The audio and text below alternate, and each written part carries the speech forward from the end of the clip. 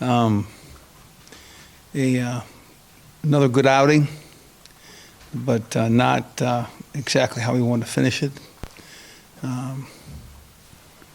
Believe that this team is coming, and I think there'll be some games of significance as we go forward. So, any questions? If you have a question, please raise your hand.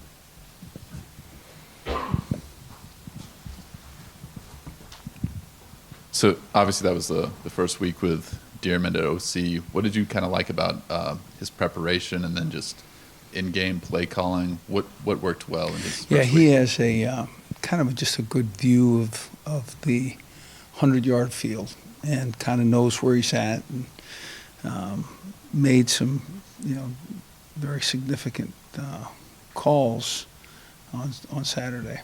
It put us in position to score. Obviously it was the best offensive game for you guys since that Boston College game, and I don't know, it seemed like Puka was able to have a huge game, and Stanley had a really productive game. 9 guys touched the ball. I mean, as in receptions from Stanley. So I think I think we're doing the things that we need to do, and I think that he is facilitating that extremely well. And it's when you get the ball to 9 guys, those 9 guys, it makes their game, jump a little. And I think I think you'll find that there'll be another and another and another what would be game with multiple receivers. And then obviously defensively there were some issues for them to score 50 points. And what was kind of standing out after you've watched the game? Well, as much as I hate to admit it, I think our quarterback's pretty good, and I think if we'd got him a nice tackle, we'd have got a tackle late in the game in a last drive, for instance, be surprised how quickly the plays and the opportunities that they have to move the football dwindle. And so we just couldn't get that done. Again, the quarterback's pretty talented. What did you like about what you guys did defensively? I thought we tackled the ball. I thought we tackled hard. I think, as an example, Mike Lee's tackle and severing of the ball, and Bryce Tornaden. Bryce Tornaden got to that ball faster than I could see how anybody could. And then once he got there, there was no chance that ball was going to go to anybody other than him. So I like those things. If you have a question, raise your hand. Coach, you talked about a lot of guys touching the ball on offense. Torrey Laughlin took 2 snaps at quarterback in that game. Was that just for the Texas game, or was that a package that you'll be using further into the weeks? But that'll kind of, we'll have to see how that goes, as planned. But we'd certainly like to make that a regular piece of our business if we could. Coach, after the game, a lot of the athletes are talking about how they felt disrespected by the Texas coaching staff. And you could see the way they played on the field with an edge. Did you like the way the guys played with that edge on the field? I like the way they played, and I enjoyed how they took the field, and they obviously were in a very competitive game from the start. So participated fully, and when you take the lead in the last drive, you think that you're going to win. So I liked it. Do you feel like Gavin Potter took a step forward? And what do you think about where he's at right now? Gavin Potter's a true freshman. He is come in, has shown no problem dealing with big stadiums and stepping into spots and playing big. I think he had 9 tackles. He all over the field, and he's going to be something down the road. You give him a couple years, then he'll be something else. But freshman newcomer of the something or other would be a great suggestion if you'd make it. So, If you have a question, raise your hand, we'll get you the mic.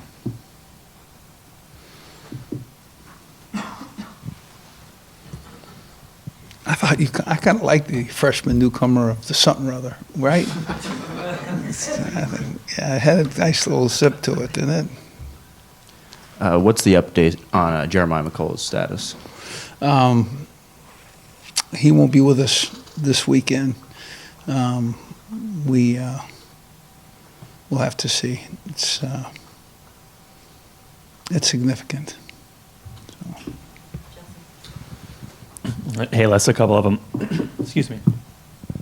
Looked like late in the game, Texas, when you guys were trying to stop them, maybe the ball. The clock didn't- There was some time in the game that we weren't trying to stop them. Well, I mean, you know, when you're trying to stop them to win the game, Yeah. the clock might not have started on time. I didn't know if that's something you guys noticed rewatching film. If that's something you bring to the attention of. Absolutely, we'll turn it in. We'll see what they say.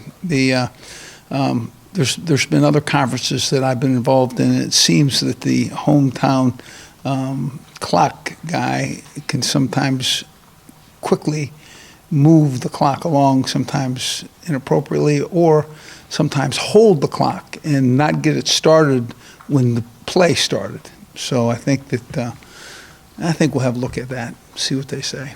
What type of impact do you think it had from rewatching it? I would say, without a timeout, that was one play. They also the TV With a camera. timeout, it could have been two. Okay. So The TV cameras also showed you and Brent talking with the 2-point conversion. I wondered what that discussion was before you guys decided to go for two. What were you guys talking about in that moment? well, I just wanted to make sure of the logistics of this because I wanted to see what his thoughts were in terms of the rest of the game, and everybody was very, very positive. So I decided that was the way we should go. And last one for me. I'll turn the mic over, I promise. There have been games where you've had a call sheet and have been involved with the headset. That last game you were not. I just wondered the thinking behind that under Coach I had a Newman's call first game. sheet and a headset. You did? Absolutely. Okay. So Could I ask you, just in a big picture sense, when you have a performance as you did this weekend, just the importance as you're building a program to continue to build on momentum gains when they occur and avoid any kind of setbacks, regardless of wins or losses, just continuing building your momentum?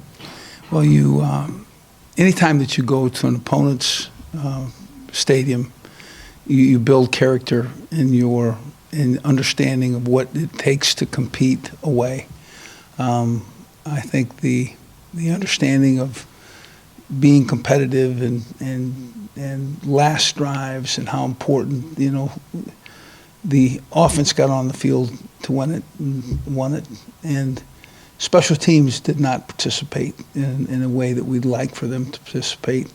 And then defensively, should they have gotten a tackle at the end of the game, that could have made a tremendous difference. So having those experiences build a team's reservoir, if you will, of what it is they're supposed to do when given opportunities. And we had a great opportunity this last Saturday.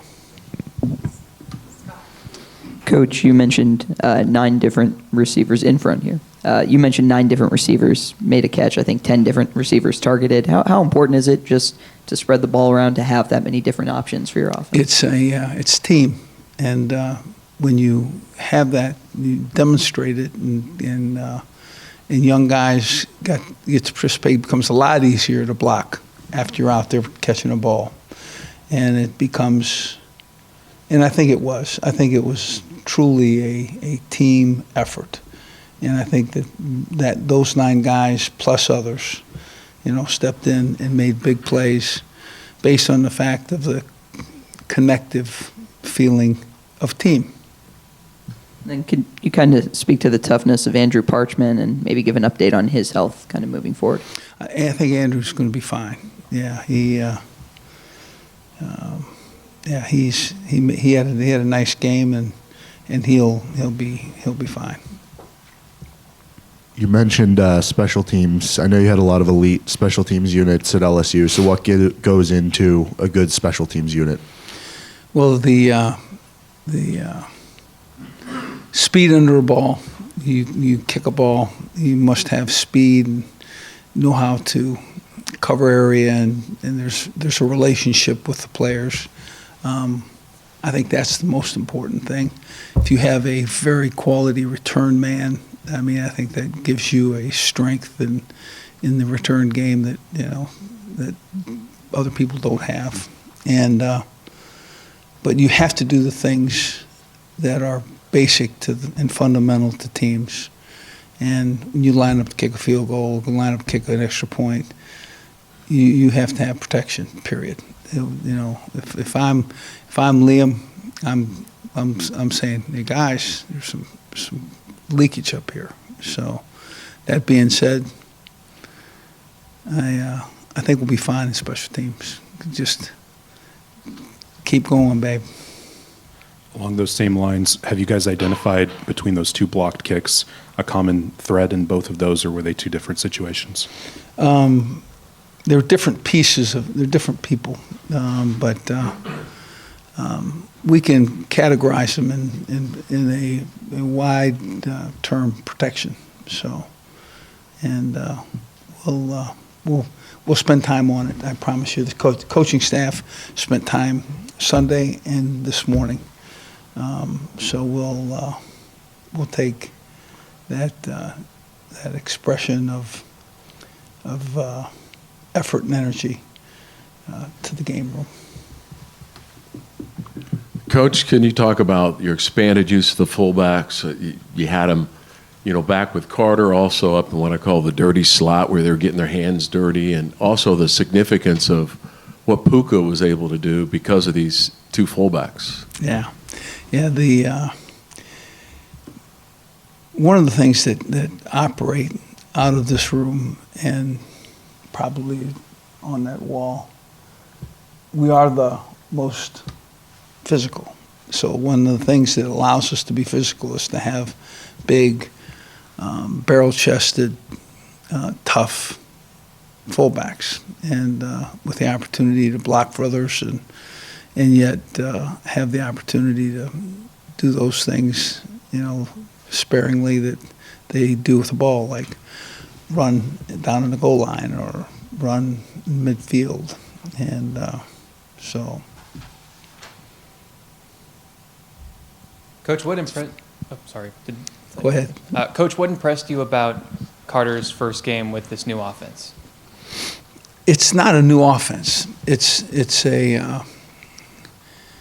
And then again, you can say that was a great question. It is a new offense, but the similarities between what we ran in the first several games and what we're running now are significant. It's just that the approach is different, and I think Mr. Dearman is doing a great job in pushing connectivity and team and physical play, and yet similarities between some of the things that we call, and dissimilarities. I mean, there's some specific to him additions.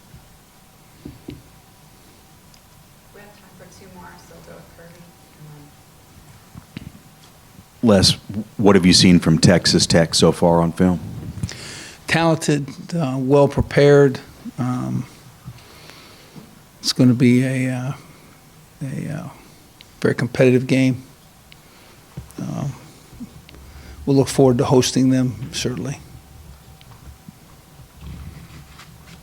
There were I think maybe 2 or 3 times where Malik Clark looked like he was kind of banged up.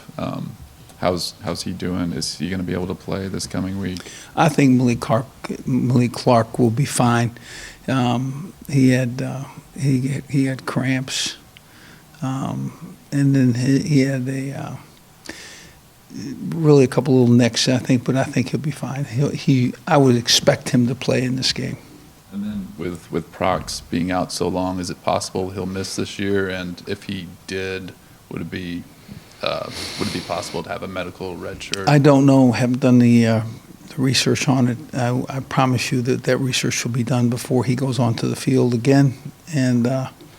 But we'd love to have him for another year, should that be the case. Do you think he'll play this year? I'm going to check on that. It'd be a late call, I promise you.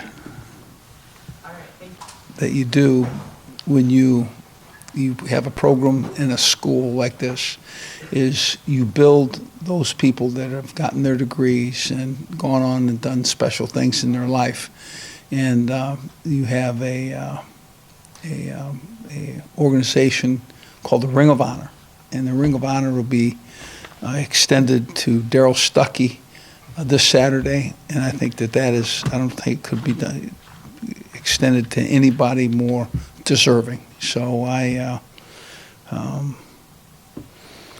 come see him at halftime. Be ready to welcome him. He's a lifetime Kansas grad. How fun! So I look forward to hearing about it. Do you have any plans with it? Does he get to talk with your team this week or anything like that? Or is that He talks to our team pretty regularly anyway. So chaplain could easily be what we call him. So. But you've gotten to know him pretty well. Pardon? In your short time here, you got to know Darrell pretty well. Yeah, and not well enough. Just both he and Simeon are just great guys. So, and they really help minister to our team.